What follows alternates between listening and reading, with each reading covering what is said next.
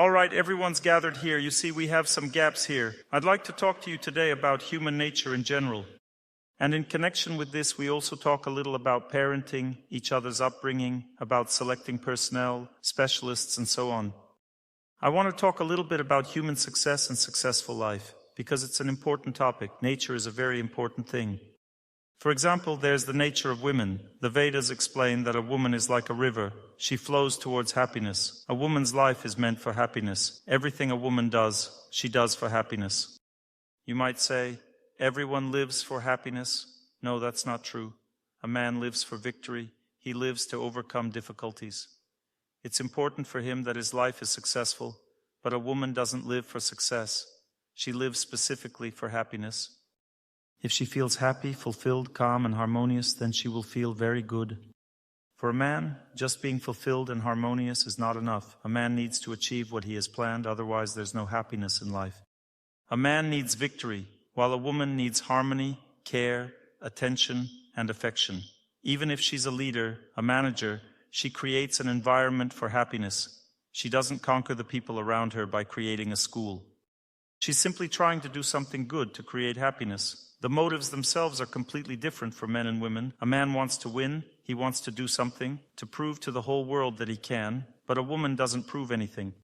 She simply does what she likes. These are fundamentally different ways of living.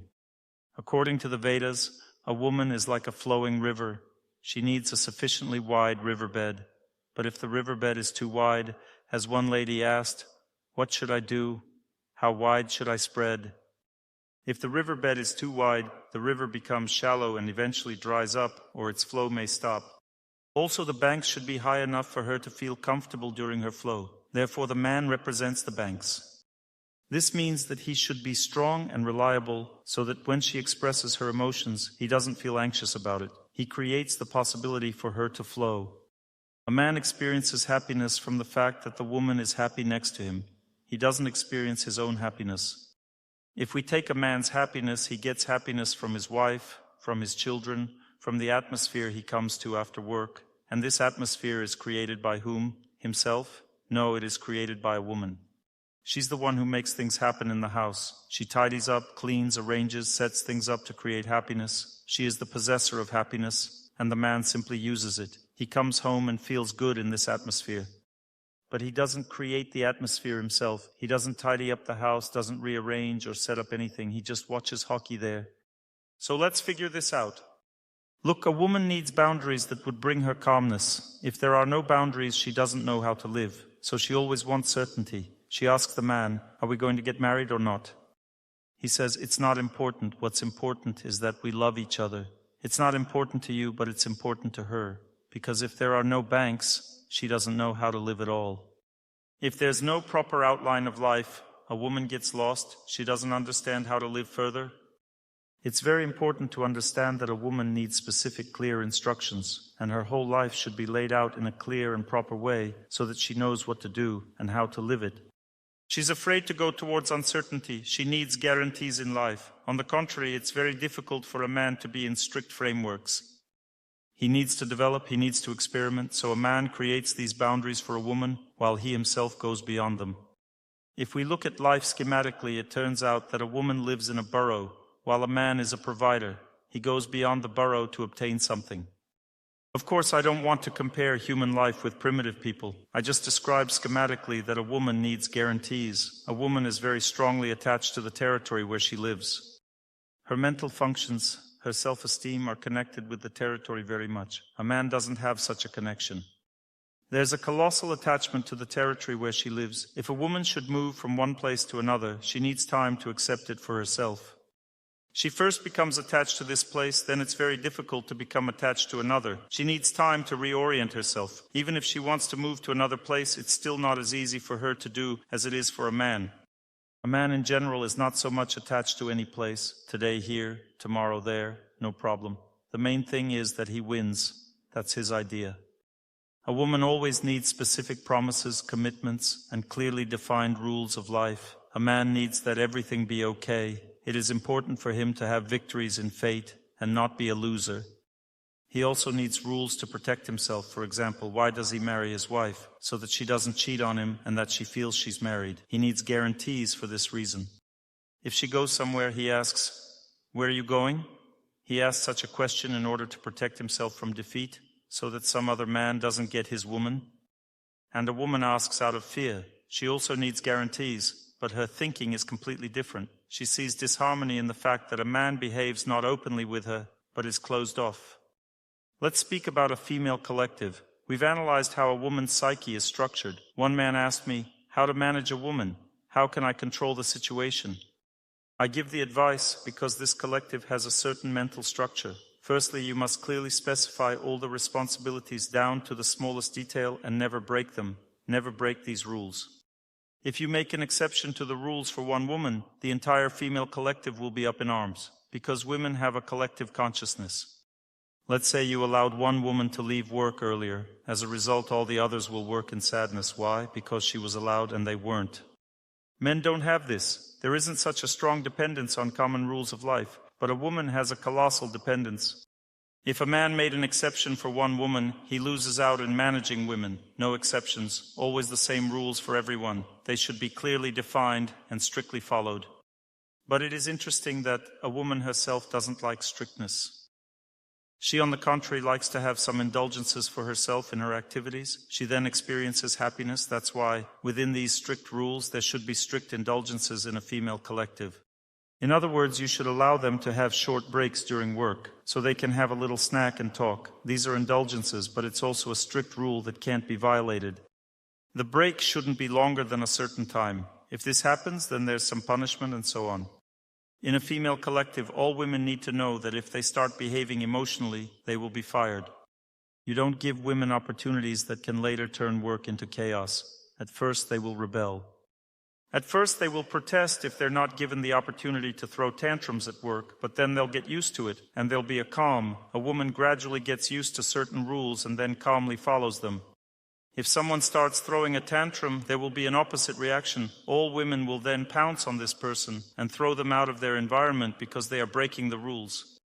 Women are always inclined to preserve everything that's created, not to violate it. In a female collective, there should be a kind, gentle, good attitude towards all people. Everyone should speak softly and kindly. Even punishments should be done in a kind manner, and so on. There must be some events that bring happiness, some sort of celebration. For example, today is Maria's birthday. Women should experience happiness together when they work. There should be some impressive events that they would remember. And you shouldn't show any favoritism to any of the women under any circumstances. If you start having an affair with one of the women, then intrigues begin around this, and all your business will be destroyed. These are such forbidden energies in a female collective that lead to the destruction of activity. All women lose self-control when you behave like this with someone. Someone gets angry at you, someone laughs at you, someone simply doesn't respect you, and so on. The whole management system falls apart. A person becomes disrespected by their elders if they flirt with someone in a female collective. When I explained all these rules to this young man, he told me a month later that everything was working. Before that there was chaos, but now things started to improve for him. Now, what are the rules for an entirely male collective? In a male collective, the rules are completely different. The first rule is the rule of good strength. The senior should be a good strong man. It doesn't mean he should be physically stronger than others, but he should have a strong will and demonstrate it in all cases when an invisible opponent appears. Men, in general, always test each other. I'll give an example. Male collective means that someone will be against the boss. When it happens, you shouldn't just put him on his back or against the wall, and that's all. You just need to be stronger than this person. However, if this person becomes insolent, you need to fire him immediately, and that's it. When other men see this, they respect you. In a male collective, you should always treat men very kindly. I have one acquaintance. He works in an all-male collective that is engaged in construction. And he says, "My dear boys, you see my boys, not dear builders. You understand what kind of boys they are." He says, "My boys, everything is very simple. We make houses out of wood. So you can smoke 20 meters away from the house, otherwise there's a fine." Then he just fines them. And when the guys start to yap at him, he tells them very firmly, either we'll be friends or we'll part ways. He doesn't insult. You can't insult either men or women. That one starts to lose his temper, shows off, and the manager just tells him, either we'll be friends or we'll part ways. And they start to respect him. They see that he won't argue with them, they'll simply lose their job, and that's it. You need rules in a male's collective too, but there are no strict instructions, there are just directives. You are allowed to move this way and not allowed to move that way. If a person goes beyond the boundaries, then they need to be put in the right direction. If women need holidays, need parties, then men just need a kind conversation. They need a friendly conversation with the senior to feel involved with this person in life. You can gather, talk about life, or you can go somewhere together in nature, play volleyball there, and light a fire. The seniors organize everything but don't reveal their life to the juniors and aren't frank with them. They listen to their confessions, answer their questions, and understand who needs help. Then they start to help if there are difficulties. But at the same time, they don't start to descend to their level and tell them about their life, because in this case, relationships are immediately destroyed. The seniors should not lower themselves to the level of juniors. They should not become friends. When someone from the junior starts to befriend the senior, everyone starts to use it, and through this person, they start to pressure the senior with their desires, their demands, intrigues, and so on. There are certain rules of management. In modern culture, the concepts of senior, junior, and equal are being erased. As a result, life turns into chaos. For example, who is a senior person? How to understand that they are seniors. A person can only be senior themselves because seniority is not determined by their age. On the contrary, their true sense of self-esteem, desire to help, care for people, and understand them should be very developed. A senior is one who is older. A 25-year-old person can be a senior, and 50-year-olds will consider him senior in this case if they really behave like a senior. And what does that mean? I'm going to explain it to you now. When a dog barks at you, will you try to prove to it that barking is impolite? Who will try to prove? Raise your hand, honestly. Nobody will. Excellent. This means that you are all senior in relation to the dog because you understand that it's mindless and it doesn't understand that it shouldn't bark. Now, if your child got an F and doesn't understand that getting Fs is bad, if you understand that they are just silly children, and that's why they think so, then you are senior to them. But if you don't understand and start yelling at them, how could you? Do you understand that this is an F? And they look at you, blinking their eyes. They don't understand anything. They have only been living on this earth for 8 years. 8 years ago, they weren't even living here. They don't get it at all. Moreover, for the first 5 years, they were just starting to become aware. Now they are just beginning to understand what's going on here. You ask him, do you understand that you shouldn't get Fs? But do you understand who's standing in front of you? A person has just started living on this earth. They don't get at all what's happening here. Who did you take after to be such a fool? She took it after you, of course. She's your daughter.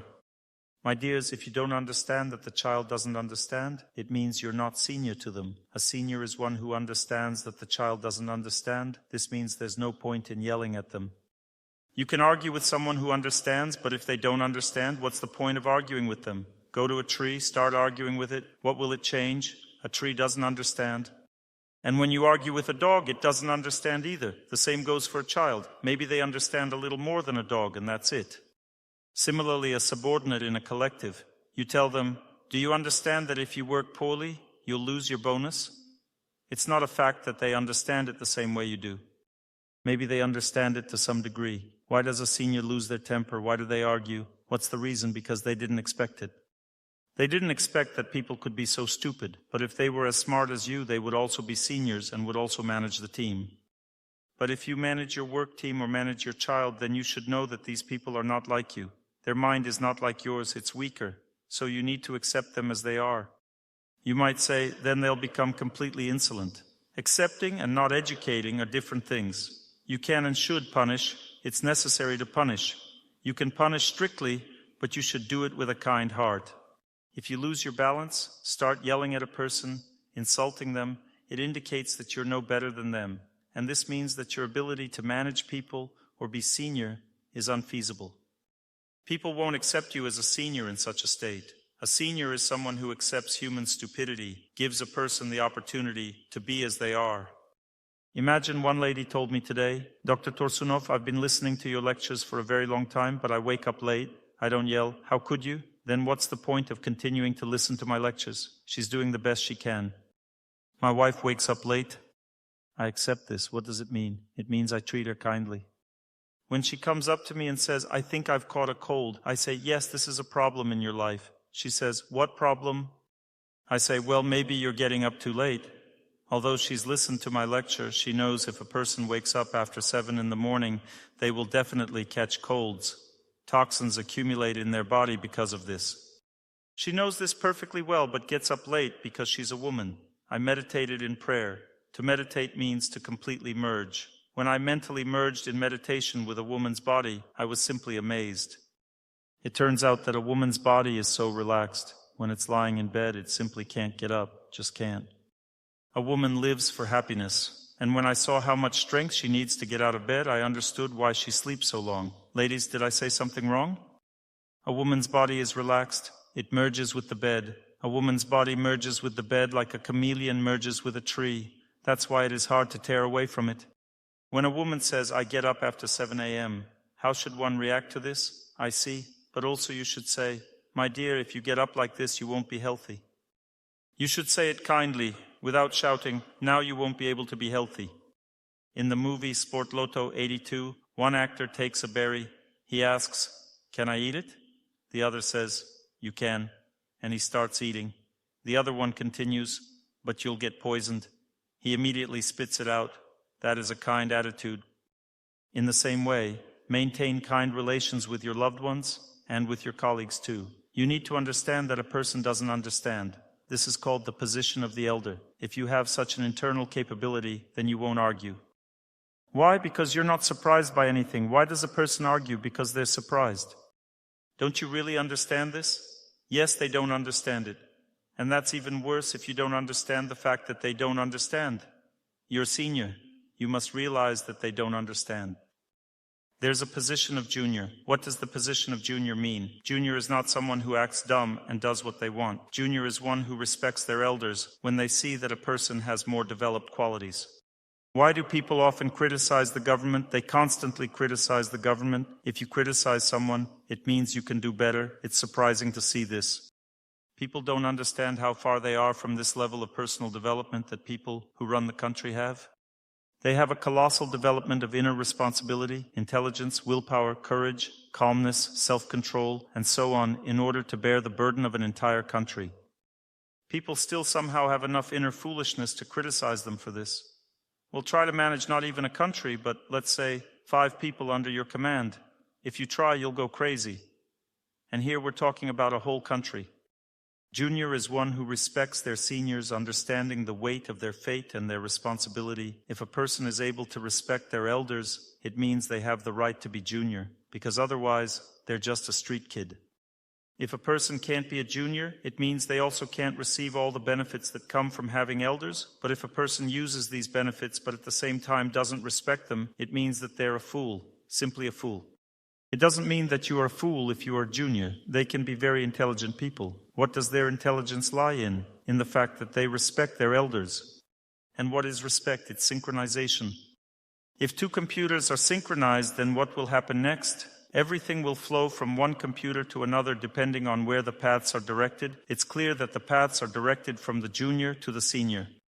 If the junior respects the senior, then what will happen next? All the qualities of the senior will be in the junior's character. A person is designed in such a way, whoever they respect, they adopt those qualities.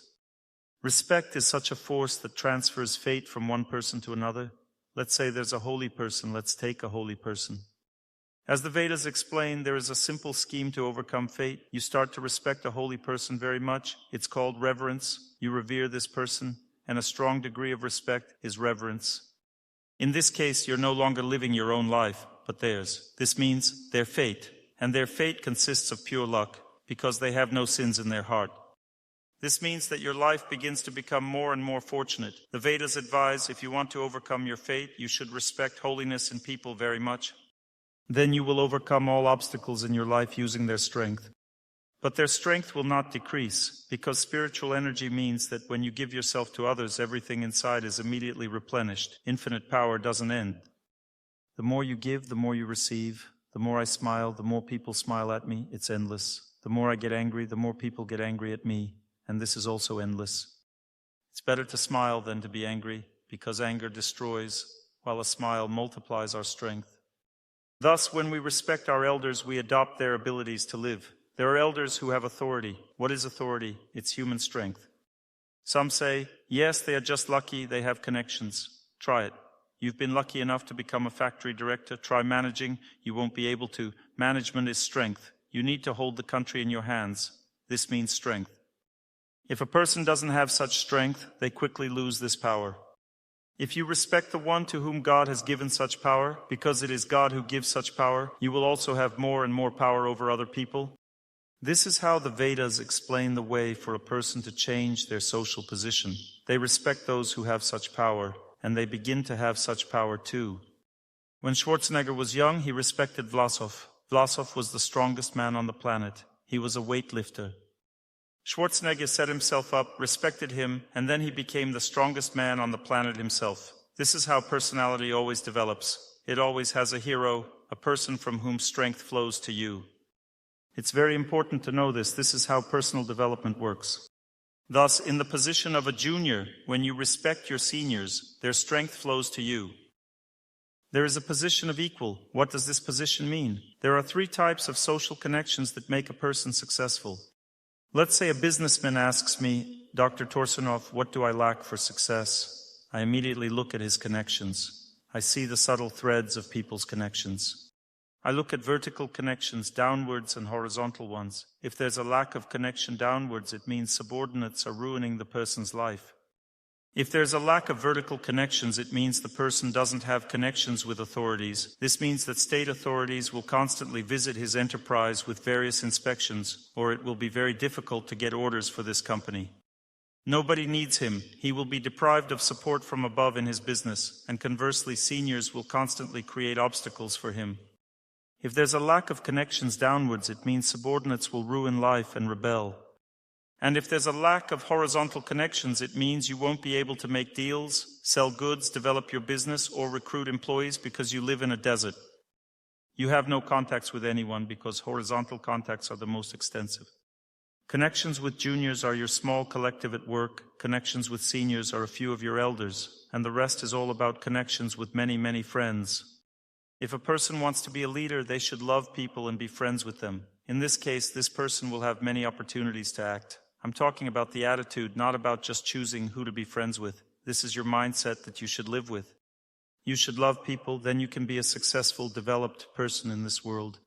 The next topic I would like to discuss with you is parenting. You should know that you can develop someone only through love. First, you always need to accept a person. If you can't accept them, let's say they are bad people. Okay, don't touch them. It's not your zone of influence. If you want to influence a person, accept them. Let's say they drink. Okay, it's not a big deal. To accept means to believe in this person. Do they drink too much? It's okay. We'll manage. Do they to commit a suicide? We'll manage. Everything is fine. That means you need to believe in the person, and this will be your zone of influence. If you see that you can't do anything for someone, don't touch them. This means it's not your zone of influence. Thus, the first stage, let's say you have a son. What does it mean, son? It means that you are attached. You experience a very strong feeling of happiness from him. You are very dependent on this person. And it also means that he is not dependent on you at all. In other words, the more a parent enjoys their children, the less they control them. Such children grow up spoiled. If I enjoy my children, then when my child starts to be a little capricious, I can no longer enjoy and I become scared, so I start to calm them down. I can't be strict with my son, I can't punish him kindly, I will get nervous because I'm deprived of my enjoyment. I start to get angry, yell at him, or on the contrary, fawn over and spoil him. This is a sign that a senior-junior relationship is not possible. The energy of happiness that comes from the child attracts very much. How can this be seen? If a child comes out on stage now, you won't listen to my lecture, you'll be looking at the child because happiness emanates from them. There are 3 categories of people from whom happiness emanates. The first category is children. They emit the most happiness on this earth. That's why they are protected the most. God forbid something bad happens to a child, you'll be torn apart immediately. The second category is beautiful women. Happiness emanates from them. The third category is wise people. But wise people emanate the least amount of happiness, so if a small child or a beautiful woman comes on the stage, the lecture will end immediately. You will look at them, not at me. If a child runs on the stage during my lecture, I immediately say, take the child, All people look at them and there's nothing you can do. What is the maturity of a person?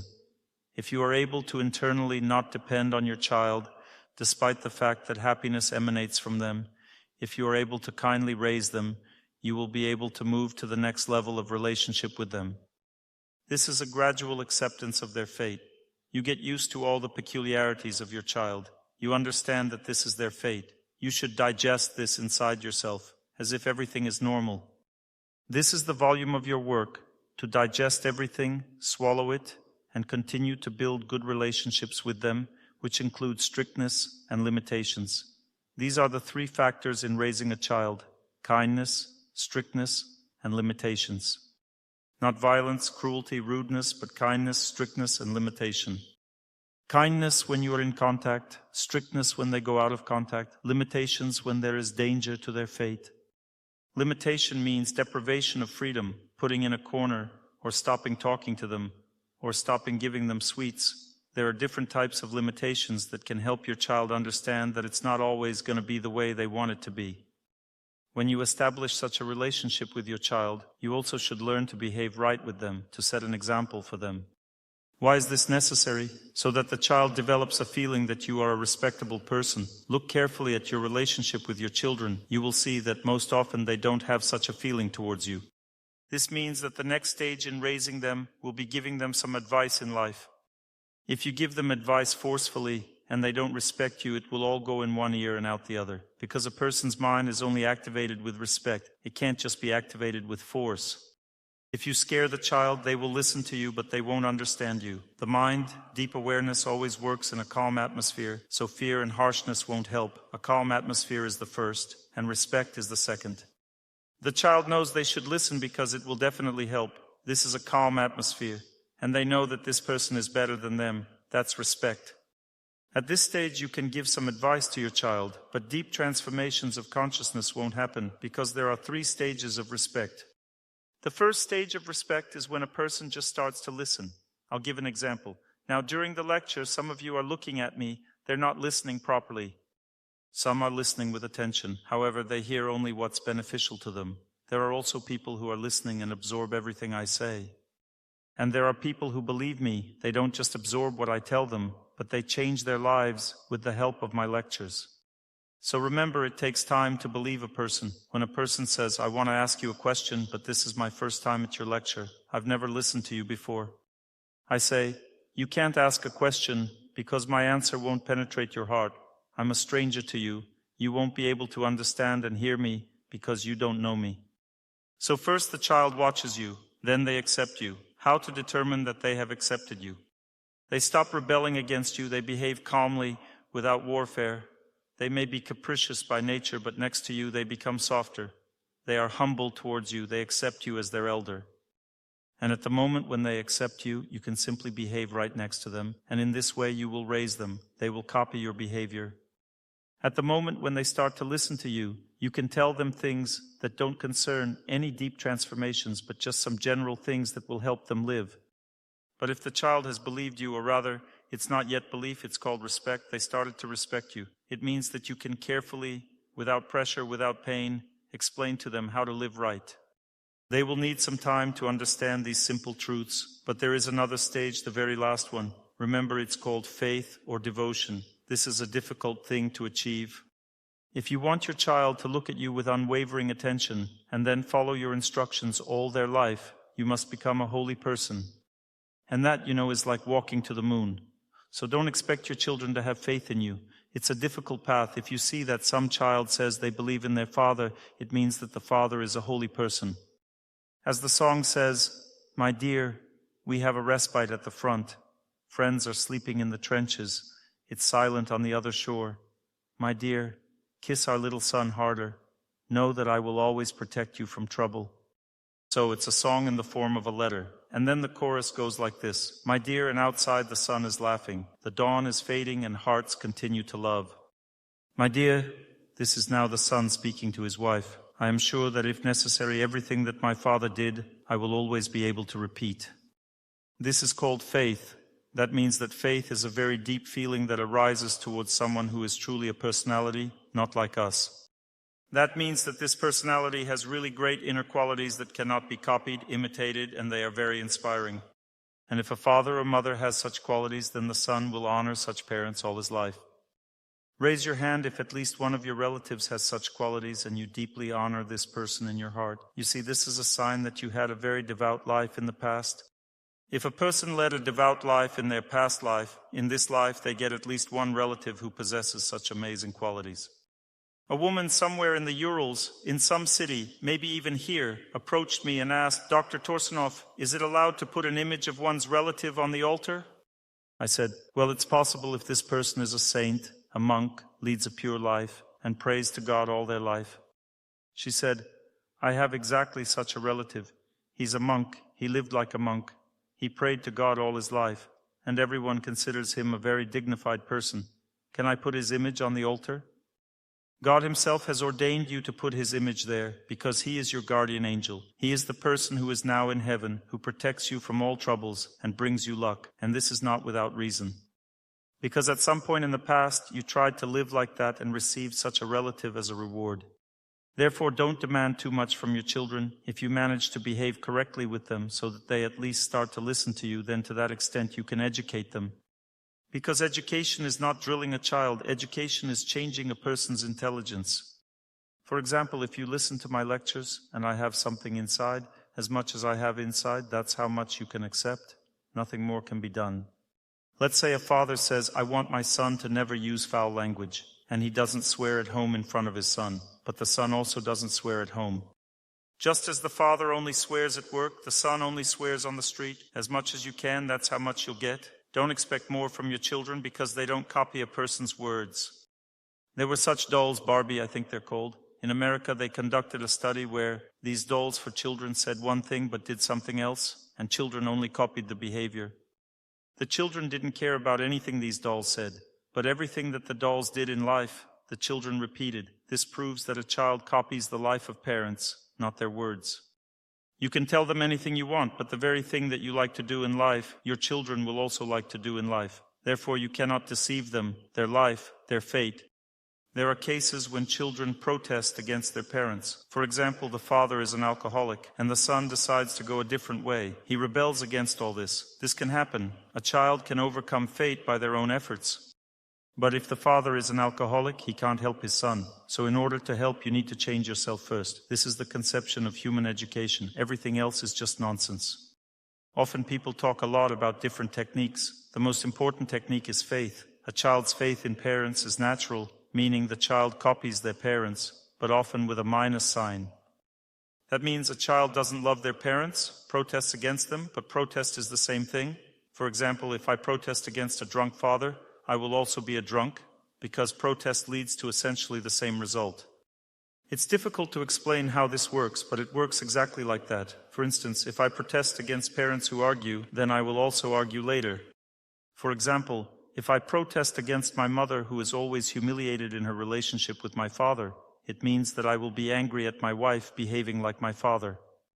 And if I protest against my father who is always angry at my mother, then I will behave like my mother, meaning someone will be angry at me.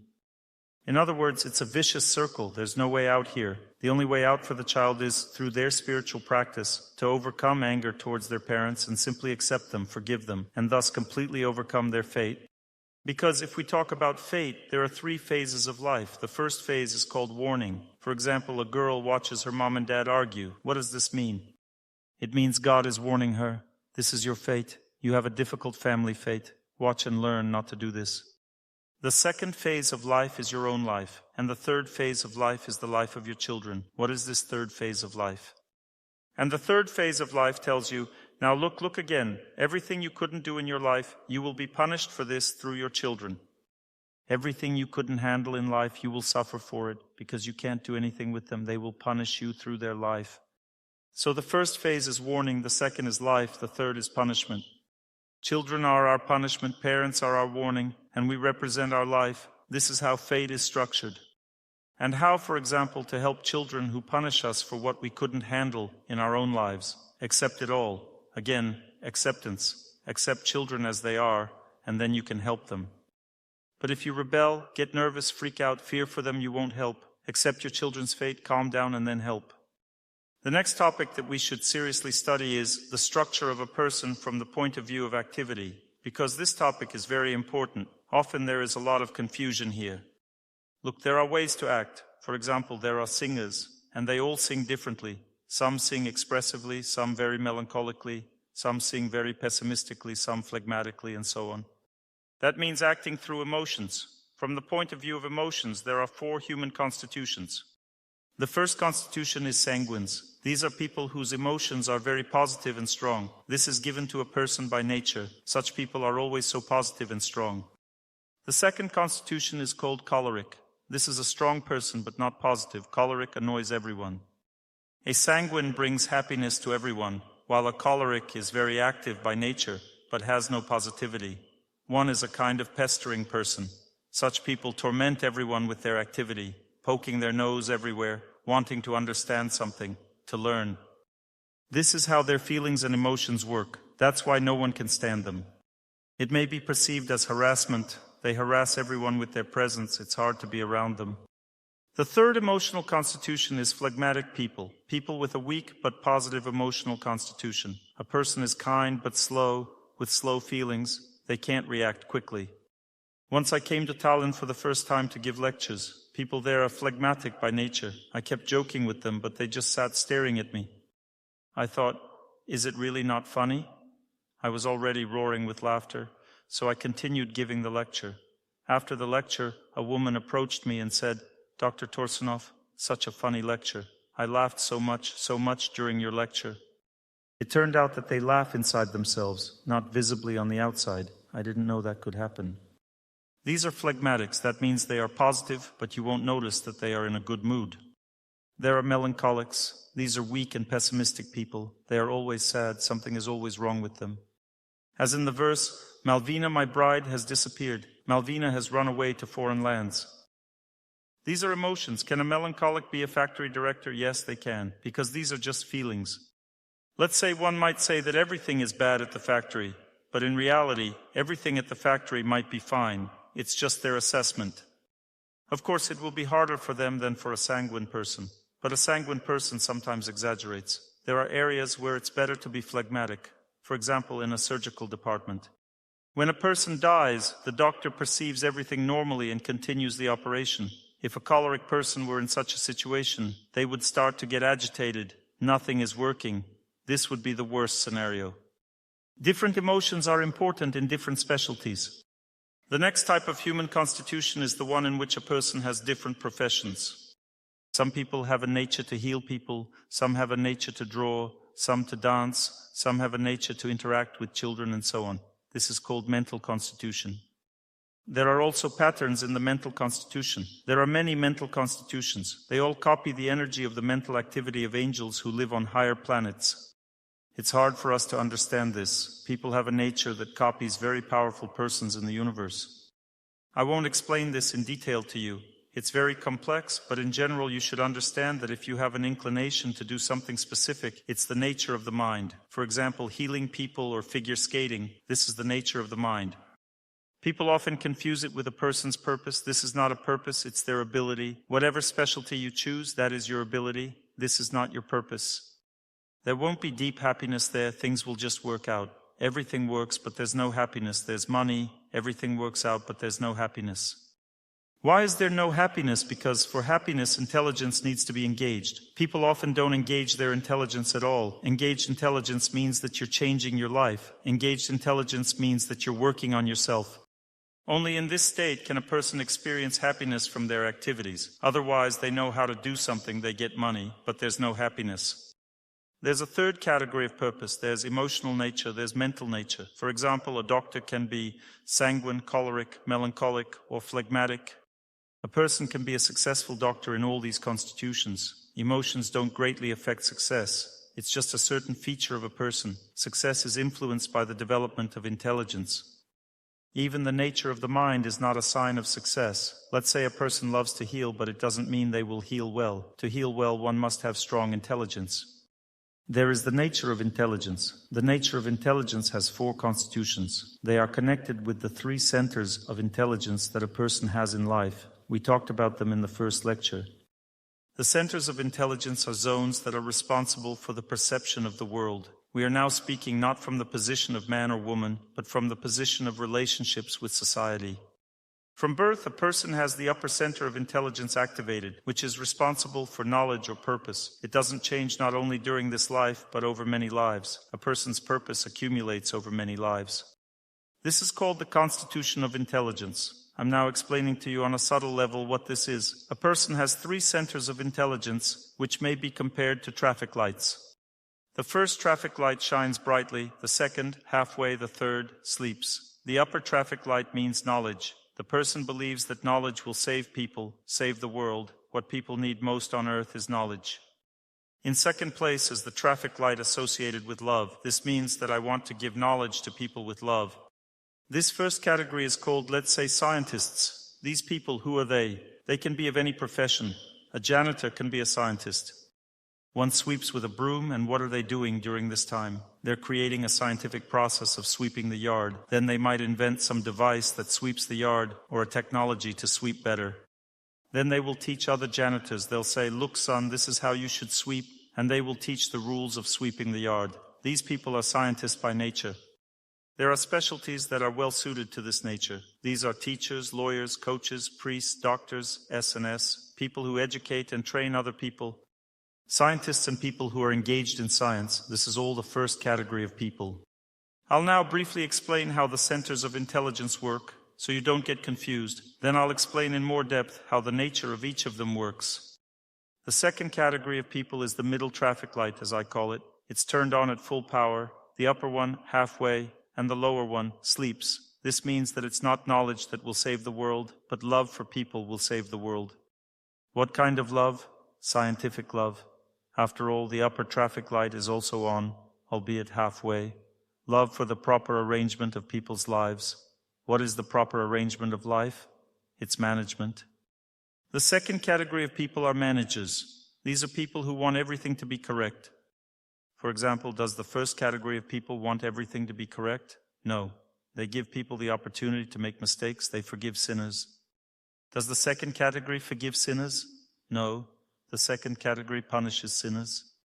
Because a sinner is someone who does everything wrong, destroying society. A sinner shouldn't live in society and is isolated from society. This is what the second category does. And the first category wants to correct sinners. That's the contradiction. Therefore, the first category should not govern society. They will spoil everyone, forgive everyone, educate everyone, and it's long overdue to punish a person. Let's say a man killed someone. They tell him, do you understand that you're wrong? You can't kill people? He says, yes, of course I understand. They say, watch yourself. And then he kills another one. You said you understood. He says, well, I just couldn't control myself. How could you? I trusted you. And so on. This goes on endlessly. Because people of the first category believe that a person can change, and the second category doesn't believe that people can change. They believe that a person can be changed by force. They say, when we put you in jail, then you'll change. They believe in this, people of the second category. Next category, when the middle traffic light works at full capacity, the upper one is asleep, the lower one is half on. The lower one means self-preservation, self-sufficiency of people, wealth, the ability to live normally. The upper traffic light means people need to be happy, and the lower traffic light adds, this means they should have money. That means prosperity, there should be power, order in the country, money, well-being. This is the third category of people. Let's call them businessmen. There are scientists, there are rulers, there are businessmen. These are people who strive for prosperity so that everything is good in life, so that people have refrigerators, washing machines, enough food and money in life. The fourth category is when the lower traffic light works at full capacity and the middle one is half on. This means that a person is very concerned about their own involvement in life and they want to do this for people. In other words, these people are called creative people or people who want to do what they love in life. The first category of people thinks knowledge will save the world. It doesn't matter whether they like their work or not. The main thing is that people get knowledge. The second category is management. Sometimes a person says, I manage like a worm in excrement, but continues to manage. It may not be their very favorite thing, but it will save people. The third category, businessmen. It may be difficult for them to do business, but one does it because it brings money. But the fourth category will never do what they don't like. That's the difference. They only do what they like. These are people who put creativity or their desire to do something first in their lives. It can't be said that they are worse than other people, this fourth category, but nevertheless it should be said that they are not leaders in society. For example, is Michelangelo worse than other people or not? Michelangelo is a phenomenal person who made such sculptures that people cried looking at them. But at the same time, he was not a ruler, was not a businessman, was not a scientist, he was just a sculptor. Similarly, let's say a person can be a master woodworker, can have some outstanding specialty, but at the same time, one doesn't manage other people, doesn't manage processes in society. This is the difference between the first three categories and the fourth, and the higher the category, the fewer people who are developed in it. It should be known that undeveloped first, second, and third categories are equal to the fourth. For example, if a person has the nature of a scientist but is not developed, one can engage in activities of the second category, and the third, and the fourth.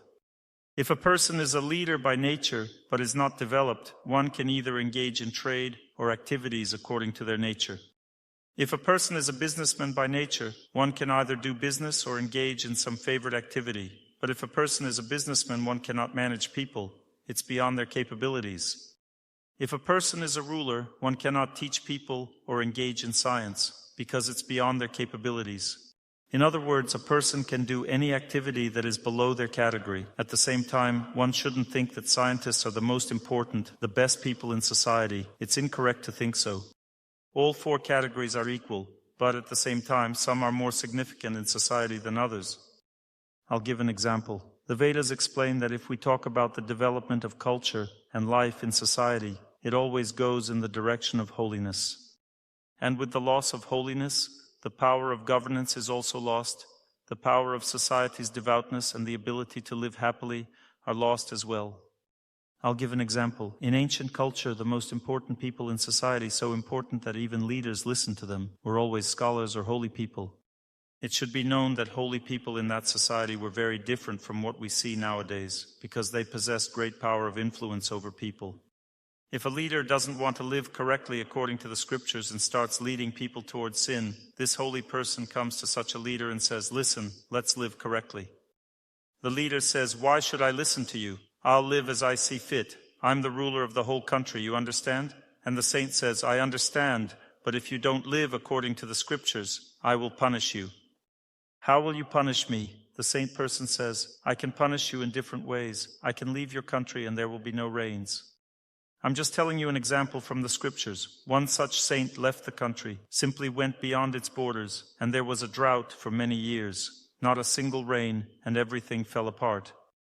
Imagine if there's not a single rain in our country for 2 years. What will happen next? Just famine and pestilence, a terrible situation. The second option, another holy person simply uttered a certain sound, and a king fell dead. And then this saint found another king and put him in charge. The third option, a holy person simply punished the king, and so on. There are different options. One saint became so angry with the rulers that he destroyed all the rulers in several countries. There is such an example too. A whole army was coming at him, and they couldn't do anything. He destroyed the entire army. A holy person can destroy people simply with sound vibrations. Can you imagine what power can emanate from saints? This is all described in the Vedas. In those times, leaders were subordinate to holy people, so holiness ruled the world. All people lived according to God's laws. This was an ancient culture. Then the ancient culture began to degrade gradually, and as a result, the leaders became the strongest people in society. But from a historical point of view, this is called the feudal system. What does feudal system mean? It means the rulers did whatever they wanted. They established their own laws in their territory, and no one could judge them.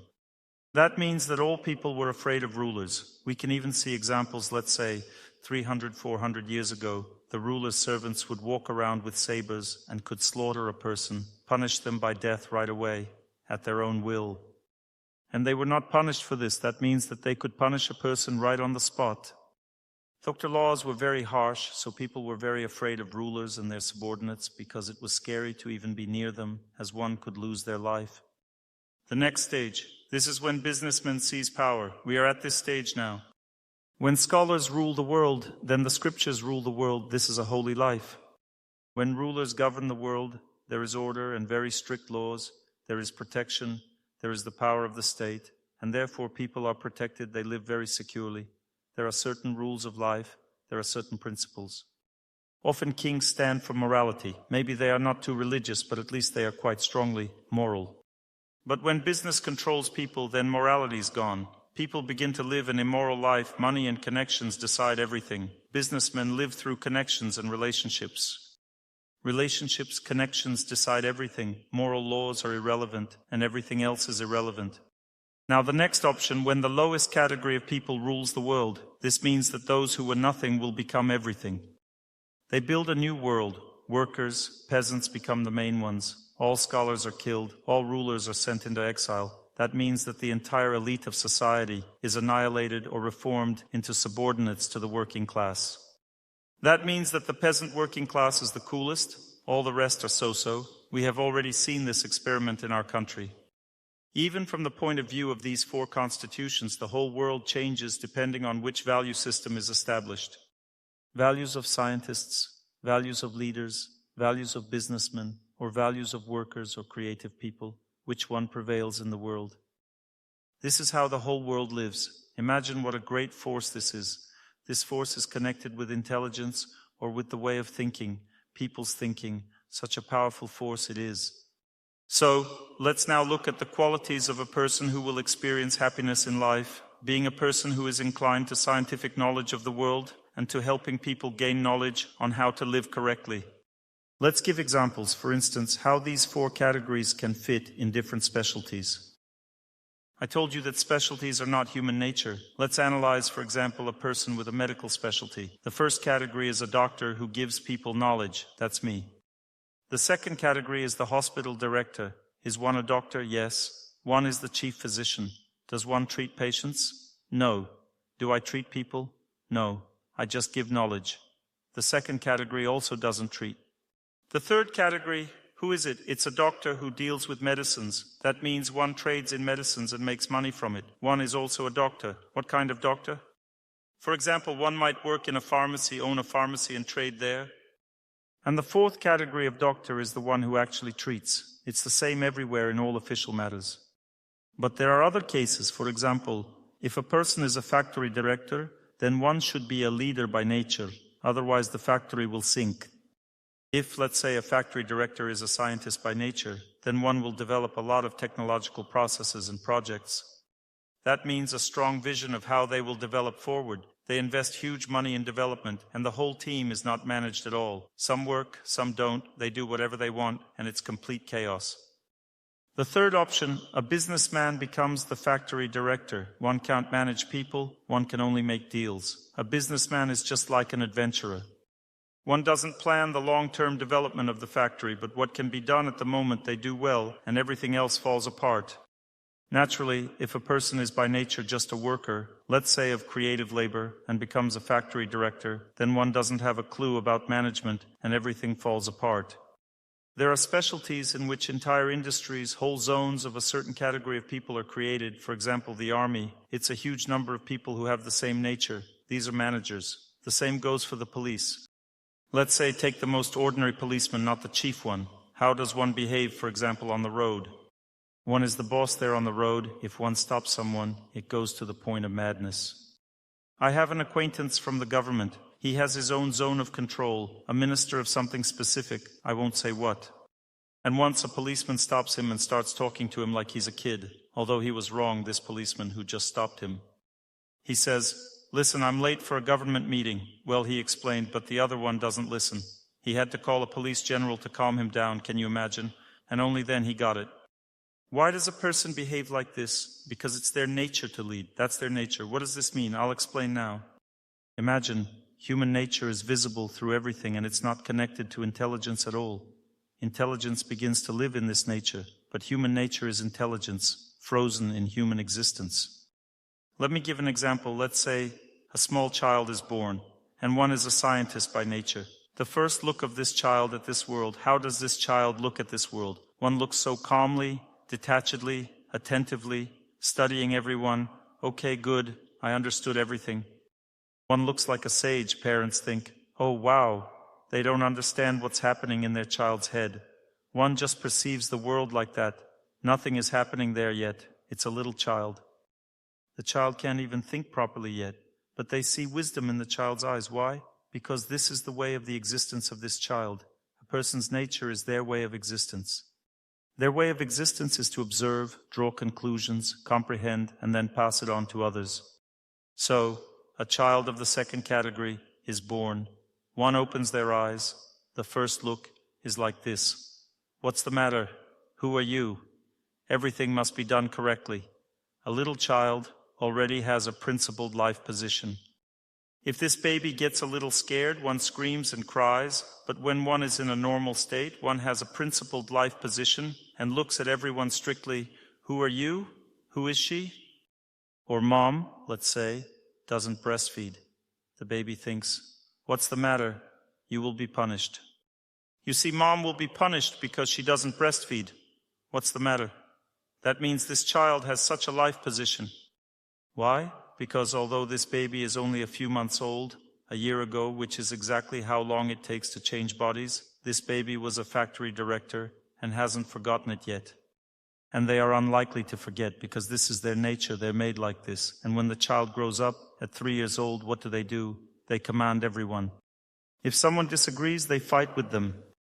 Because individuals in the first category tend to be inherently very patient and compassionate, they have a strong sense of purity and honesty.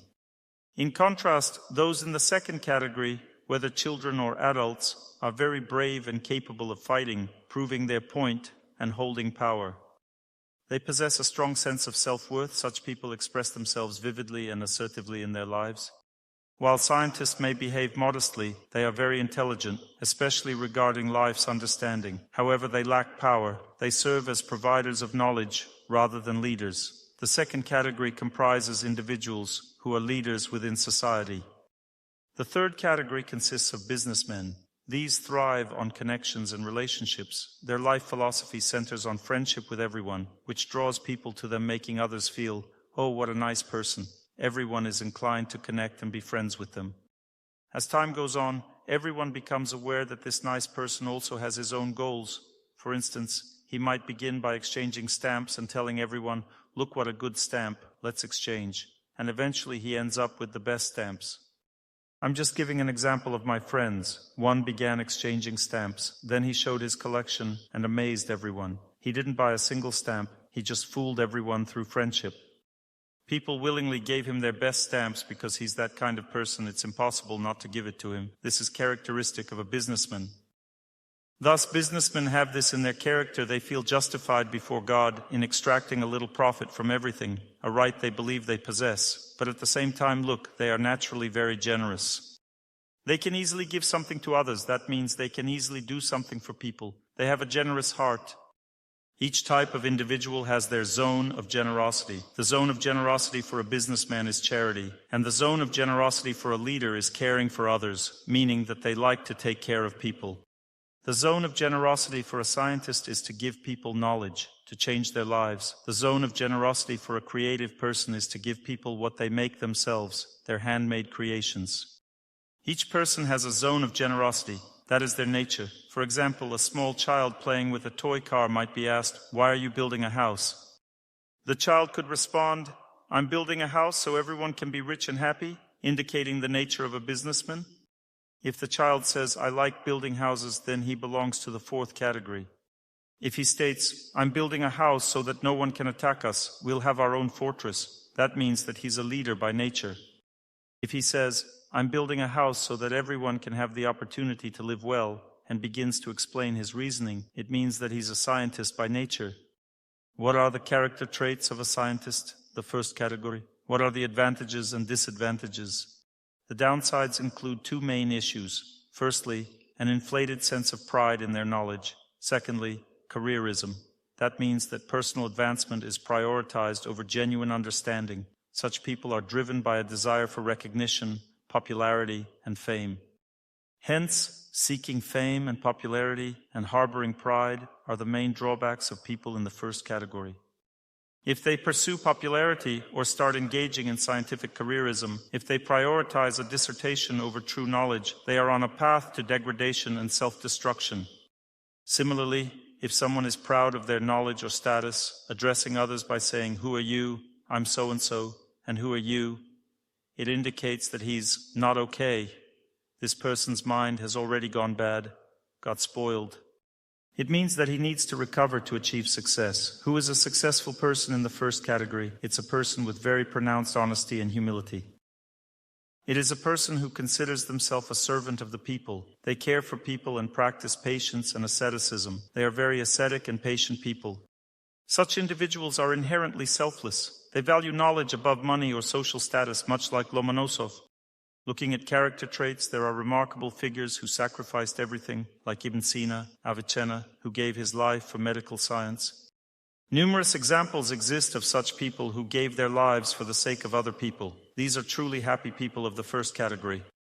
What are the advantages of people in the first category? I mentioned compassion for people, a profound understanding of the world, and so on. The second category, rulers, face drawbacks like anger, cruelty, and a thirst for power, as well as the desire to enjoy power. The pursuit of money destroys the second category of people. There are drawbacks, and there are destructive traits. For example, if a person of the second category is carried away by the opposite sex or money or some kind of deception, then he is destroyed as a ruler. In the movie 17 Moments of Spring, there is such a characteristic Nordic character, steadfast, has no vicious connections. These are the traits of a ruler, of a person who should be successful in this category.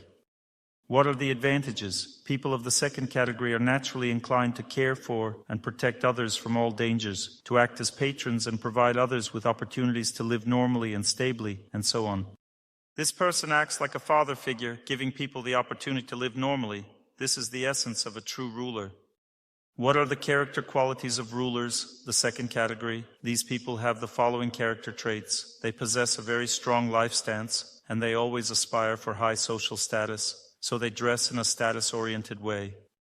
By the way, it's easy to understand which category women belong to by looking at them. A woman in the first category dresses cleanly and neatly, but not pretentiously. A woman of the second category opts for a strong social style of clothing. A woman of the third category dresses very fashionably and brightly, while a woman in the fourth category dresses in a unique individual manner, not like everyone else. For instance, women in the second category avoid individualistic fashion in favor of influential styles. Those in the third category also don't dress individually but fashionably and in line with trends. Women in the first category dress in a way that is cultured and visually pleasant, not too pretentious, while the fourth category dresses according to personal preference. Thus, a person of the second category exhibits a courageous, authoritative, and strong-willed character, and a bright personality. They are physically and mentally strong. They are capable of overcoming difficulties. They are perceptive in their interactions with others. They see people and know how to treat them. They respect elders and exhibit kindness toward younger individuals. They constantly strive for leadership and seek to gain power. They never let go of power or hand it over to others. They fight for their right to lead and compete with others who want to be a leader. Individuals in the third category have such natural shortcomings as greed, cunning, resourcefulness, and light style of behavior. They are like dancers, always dancing. They constantly invent something unique. It's impossible to understand what a dancer wants. Drawbacks include greed, cunning, and a carefree attitude, a stylish, light behavior that conveys a sense of detachment. What are the advantages? Such individuals have a natural talent for forming friendships. They tend to care for others and possess an inherent generosity, which interestingly coexists with their greed. They are generous when they truly care for people. If they love, they are ready to give everything to their loved ones. What character traits define this person? They are calculating and insightful. They are good at identifying where profits and benefits are. They clearly understand where they can extract profit. Such a person is composed and patient. They wait for the right moment without letting opportunities slip away. They are insightful in the sense that they can speak in a way that appears truthful, yet may not be in reality. So, they know how to talk to people and they are natural psychologists. They adopt a particular style and manner of interaction. What are the character traits of the fourth category? What are the disadvantages? The disadvantages can be disrespect for elders, independence, and laziness. These destroy the fourth category of people. What are the advantages? Obedience, diligence, and creative inclinations and abilities. I've briefly outlined the 4 natures of intelligence, many types of mind nature, and 4 types of emotions. Now let's connect this with human development. The emotional level of development relates to hobbies. Development at the level of mind aligns with engaging in activities suited to one's abilities. The development at the level of intelligence means that a person's nature is activated. This activation happens when a person has a mission within society and wishes to dedicate themselves to people for the greater common good. The 4th level of development is above feelings, mind, and intelligence. A person who is at the level of the soul becomes a mentor for everyone. Such a person stands above all other categories. In other words, they are beyond hobbies, abilities, and even human nature. They are simply a senior figure for everyone. It doesn't matter the field. They can be a senior figure as a doctor, teaching everyone medicine, or as a businessman, teaching everyone entrepreneurship. For instance, Steve Jobs became a senior figure at the end of his life. He evolved from a businessman to a senior mentor in successful business practices. It means that he reached a profound understanding of things. Yesterday we discussed how human happiness is achieved as a result of their development. At the initial stage of development, a person should simply engage in life as an individual. For a woman, it means embracing her creative power and her female desire to live. It means learning to express herself in love and creativity. The 2nd stage of development for a woman involves family life. The 3rd stage of development for a woman is embracing her nature. It means that she begins to engage in social activities that bring happiness to both herself and others. The 4th stage is a sage. For a man, the 1st stage involves engagement as an individual, engagement in life. He must stop being a couch potato and start making physical efforts and working on his body. He must become physically strong and resilient, which will then activate his creative abilities, and he begins to act at the hobby level. Gradually, he will advance to a level of abilities, then further to understanding his nature, ultimately evolving into a mentor or a senior figure.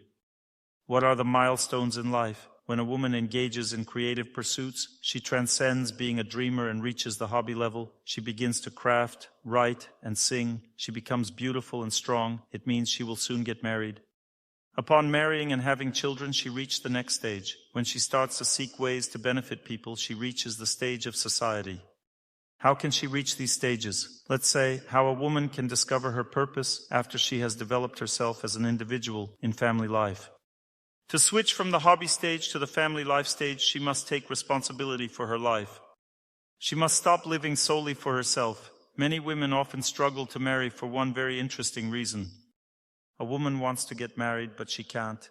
And the reason is like in the song, "I no longer have the strength to love you. I'm fine on my own now. Where were you before? Where were you before? Why did you come to me so late?" She feels fine on her own now. If a woman is at the hobby stage and she likes everything, she's creative. A woman always naturally finds joy in life and always feels good by herself. If someone else is supporting and feeding her, that's a bonus. "I'm fine on my own now." It means she will never marry, because what is a man? What is a woman? She is harmonious, gentle, and affectionate. That means she is, as it were, the better half of humanity. And a man, who is he? He's constantly achieving something. He wants something, changes something. It's the destructive half of humanity, the other half that's hard to endure. Therefore, when a woman dreams, she envisions her partner as some non-destructive man. But the reality is that all men are the same. When she begins dating someone, she comes to me and says, "Dr. Torsunov, I don't know whether to get married or not." Why? Because he's not a woman after all. It's hard to live with a man, and she senses this from the very beginning. This "I'm fine on my own now" mindset must be overcome. She needs to move past this stage to get married. She needs to take responsibility for her life in this sense, and then she can get married.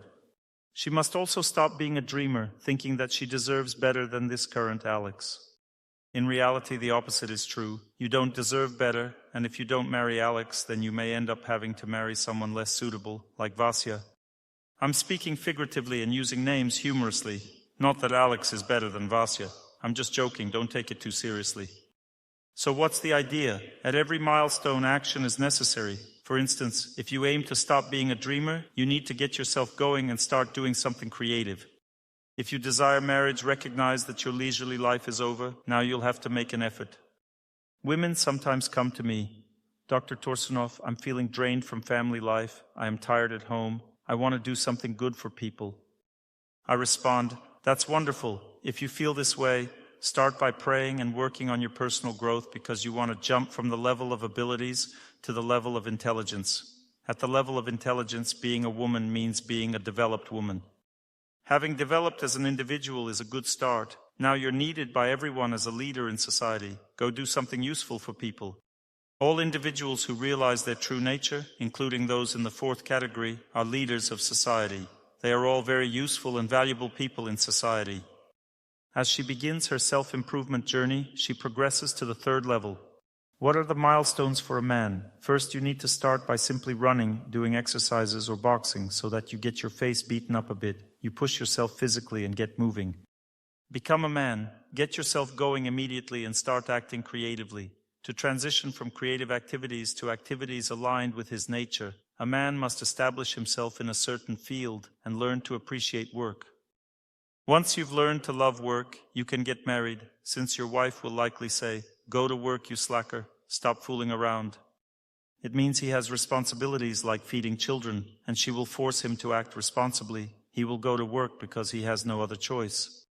Gradually, through this activity, through this work, he will understand where he truly fits and where he should work. This means he reaches the level of his abilities.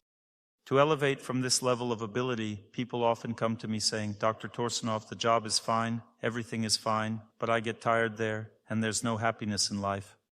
I advise them to begin practicing spiritual disciples, working on themselves, praying, dedicate time to self-development, and studying how to live correctly. When your intelligence becomes strong, stronger than your desire for money, when your intelligence becomes stronger than your desire for money or self-preservation, only then can you engage in activities that align with your true nature. However, strong intelligence doesn't mean dismissing everything and saying, "To hell with everyone, I want to engage in activities according to my nature. I'll go teach yoga, it's my nature." When someone tells me this, I ask, "Will you have money from it?" They often say, "It doesn't matter, my wife and I will manage. We need to live according to our nature." What does your wife think? Well, my wife doesn't have an opinion yet, it seems to me. By the way, the wife obviously thinks that they will not manage. So the man doesn't care what the family will eat. The main thing is to engage in activities according to his nature. It does not matter whether yoga will bring money or not. It's important that the activity is according to his nature. Eventually it dawns on him, and his mind gets back in place, so he asks me, "Dr. Torsunov, how do I practice yoga to make money?"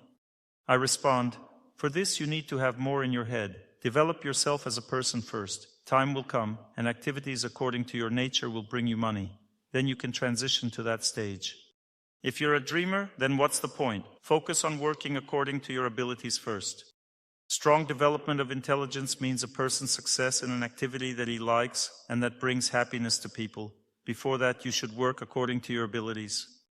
This is how a person should live. Development means spiritual development. Spiritual development encompasses willpower, moral strength, pure goodness, a clear understanding of life's purpose, and a strong ability to overcome fate. It involves anchoring oneself to prayer through memory. It also involves a strong ability to overcome illness, to win, to accept loved ones, to maintain strong stability in personal life, and to help children. All this means strong intelligence. If you lack stability in your personal life, if you lack stability in prayer, or if you lack stability in health, it means your intelligence is weak. Therefore, take action and work according to your abilities. The most important thing in life is to shift away from your own concerns and learn to love nature, people, and God, because the main problem in everybody's life, in any person's life, is exhaustion. All people live in a cycle of constant hustle and worry. This hustle and worry drain them, exhaust them, and make them sick, weak, unsuccessful, and unlucky. Courses on achieving success in life won't help you because they don't teach you to be strong. They teach you techniques for achieving success. Imagine, for example, they're telling a person with dystrophy how to high jump. Well, what's the point? He can't even run because he has dystrophy. He lacks physical strength. But they're telling him and he's listening, taking notes. He paid a lot of money for a course on how to learn to high jump. They don't tell him that he has no strength. When he starts to run before the high jump, he will hit his head on the floor. It will be called a hurdle race. He will crawl and hit his head on the floor because he believes that he will jump high later. This is just an illusion. Similarly, many people enroll in all kinds of leadership courses. To take leadership courses, you first need to become a leader. A leader is a person who developed one's nature, that is, has become intelligent and strong as a person. Only then can they act in alignment with their nature and find joy in their activities. Until that point, they should endure the circumstances which God has given them. Wanting happiness in personal life is also an illusion. Everyone dreams saying, "I want happiness in my personal life." Look, the scheme is very simple. All people on earth are not self-sufficient. Each person wants to enjoy the other. If two individuals want to enjoy themselves strongly, this desire is strongest in their personal life. If people strongly want to enjoy each other, it means they will be highly sensitive, which will lead to scandals. This is inevitable for every person on earth, so don't be under an illusion.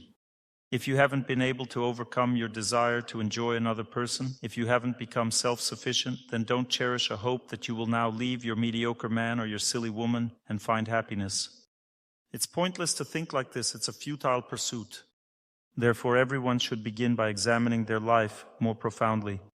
Strong feeling signifies a shift from self-centeredness to serving others. Beautiful deeds means a person has studied how to live correctly and adheres to the scriptures in their actions. This means engaging in meaningful deeds rather than foolish ones. Hearts deserving of love indicates healthy self-esteem. Where a person has become worthy of love, they can be loved. They are not humiliated, proud, depressed, or anxious. This means that they can be loved, that they have become lovable. A person is lovable by nature when one becomes correct in their ways. This is the essence of success, to live correctly and assess your own heart. Maybe you're proud of yourself and you boss around your loved ones, or maybe you humiliate yourself before them and they boss you around. You might also be in depression, doubting that everything will work out in your life, or caught in a cycle of relentless pursuit of future happiness, where you can't see the beauty of the sunrise or notice that there is nature in Ijevsk. This reflects an incorrect way of life and flawed thinking. How did they know this Vedic knowledge? I don't understand how, but they did. They wrote these songs in Soviet times. It is true, though. If there are two paths before you, you consider and see that one is easy and the other is difficult. Stay on the difficult one, otherwise you will be defeated by fate, because the Vedas say that fate always acts evilly through a sweet taste. I give you some analogies. For example, a moth loves the light the most in the world. It loves the sense of sight. It experiences happiness through the sense of sight. Where does it always perish? In the light. Fish love flavor more than anything. Fish have poor eyesight. They blink. There's no happiness there, nothing to look at in the water. But where there's taste, that's where their happiness is. Where do they perish? On the hook. Even if they feel pain, if there's taste, they think, pain doesn't matter. The main thing is it's tasty. And that's it. Fish got caught on the hook. The deer's best sense is its hearing. It's so graceful, constantly attuned to the forest, such a meditative animal. Well, hunters, some with a horn, some with a flute, lure the deer, then kill them. It becomes possible because the deer runs towards the sound. Similarly, for humans, the strongest and sweetest feeling is love. Where do they run? To another. A person attracted by the sweet taste of love ends up ruining their entire life, and it seemed that everything would be fine. This is how the most dangerous poison on earth works. It's sweet poison. Sweet poison is generally undetectable. Hydrocyanic acid, for example, is a sweet poison. You mix it in, you eat it, it's sweet, and then it's all over. The danger isn't perceived when the sweet life begins. So is with love, too. Infatuation destroys a person. There are, similarly, 6 enemies of a person. The first enemy of a person is infatuation. What does it do to a person? It first immerses a person in illusion, then completely ruins their life. A person loses their wife, children, family, loses everything. They essentially start living anew. And how do they start living? Before they lived with someone they understood, but now they're stuck. When a person falls in love, they don't really know this person at all. They're in complete illusion. As in the song, Mum was telling me about deceptive love, but she was just wasting her time. I covered my ears and didn't listen to her. Oh, Mum, you were right. Oh, Mummy, I was sledging all day. I met Kolya for misfortune. Oh, Mummy, why? The first enemy of a person is lust, the very first. What does it do? It deprives a person of reason. A person becomes a zombie. He lived with his wife and children. He loved his wife and children. Then he fell in love, and goodbye. He no longer needs anyone. He became a zombie. Raise your hand if you have seen this with your own eyes. There you go. This doesn't mean he's a bad person. He's sick. We're discussing diseases of the mind now. Enemy of a person means poisoning the mind. The feeling of infatuation was injected into his mind, and he got sick. Like rats in a cartoon following a flute and all drowning. They got sick from the flute. It's roughly the same thing. We're talking about what destroys fate. This is not due to karma or fate, but simply because a person couldn't withstand. They didn't pass the test. They don't understand. They don't know that this is a danger. The second enemy of a person is called anger or malice. When a person falls under the influence of this enemy, they stop seeing the good in another person and only perceive the bad. As a result, they lose their fate associated with this person. For example, if it's the director of a factory and you only see the bad in him, it means you'll lose your job. If it's your wife and you only see the bad in her, if you get angry or offended, then you'll lose a close person, because you can't see anything good in them. I ask people, do you have someone in your life who has nothing good about them? And they raise their hands. I tell them, this means you're angry at them. This means you've lost the understanding that there's something good in this person. This means you won't act reasonably towards this person. There's no rationale in your relationship with this person. A woman approached me saying, I have big problems. I can't get money from a person. He owes me a large sum. I don't know what to do. I say, how do you feel about this person? She replies, I hate him. Okay, now you need to forgive him. Forgive? Does that mean giving him the money? On the contrary, forgive means getting the money. If you calmly digest this person, you'll find many ways to get your money. You can come to him and kindly say, give me the money or I'll take you to court. You say it kindly, what's wrong with that? You need the money. Or let's say, you come to him and say, let's do it little by little. This approach works. You've agreed with him. He gives a little at a time and gradually pays it back. If he's not being rude, if he's not fooling you, if he's not a bandit, he can pay back little by little. And if he's a bandit, then there is another bandit for every bandit. A kind attitude can still prevail. Some nice gentlemen will come with tools like irons, and they'll perform a little physiotherapy to help return the money. It will cure the mind. There's a way for every person, you understand? If you've forgiven this person, then you'll be able to get the money back. If you hate him, it means you're blind to the good qualities this person possesses. He might eventually give you the money if you use the right approach with him. The next enemy of a person is called greed. What kind of enemy is this? It's an enemy that leads a person to vanity and a life filled with tension. When a person rushes ahead and doesn't see the sunrise, he works himself to the bone all day, and then the family falls apart because they're exhausted from such a life, but they think they don't love each other. Greed is a force that deprives a person of happiness. A person starts living in tension. Their free time runs out. They can't exercise anymore because they need more money. Greed destroys a person's life, making them a slave to money. A mortgage is slavery for 10, 15 years. You can't live normally anymore because you're constantly preoccupied with paying it off. That's how greed operates. This is an enemy of a person, ruining their life. Each enemy brings diseases with it. For example, what diseases does lust cause? Venereal diseases. What diseases does anger cause? Strokes, heart attacks, various mental disorders. What diseases does greed cause? All tension-related diseases, fatigue-related diseases, joint problems, headaches, and so on. These are diseases stemming from fatigue, tension, and excessive work. The next enemy of a person is called illusion. What is an illusion? Illusion can be cigarettes, alcohol, casino, or computer games. It's when a person loses themselves in distractions. They enter another reality devoid of adequacy, and this alternative reality destroys their fate. A person loses themselves by falling into an illusion. The next enemy of a person is envy, criticism, or general dissatisfaction with everything. This enemy destroys all prospects in a person's life. If you've recognized this trait in yourself, that's it. Goodbye. There will be no luck in your life. A person who is fixated on negativity becomes completely drained. Don't expect any success or any happiness in life. If you're dissatisfied with your fate and others around you, then that's it. Goodbye, happy life. The only way to break free from this cycle is to forgive and accept everyone. Then luck will return to your life again. The next and final enemy of a person is called madness. This enemy, the only one of all, a person receives as punishment for cruelty. How does it manifest itself? It manifests as conditions like schizophrenia, epilepsy, or other mental illnesses. One can be punished for illusion, like drinking themselves to death. Madness represents the extreme degree of punishment for a person's sins. We have 40 minutes left until the end of this lecture. I've shared a lot during this seminar. In conclusion, I want to emphasize that the most important thing is to water the root of the tree, which is love for holiness and for God. If a person does not learn to pray, does not engage in spiritual life, does not learn to overcome their fate through memories of purity, light, and cleanliness, they cannot be successful.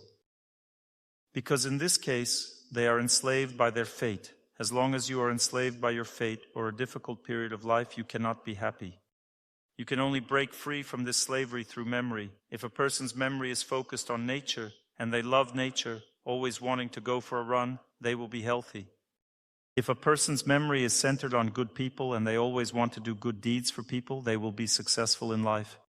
And if their memory is focused on God, they will achieve the highest understanding of life and be able to overcome all obstacles that exist in life. Such a person will become lucky on this earth.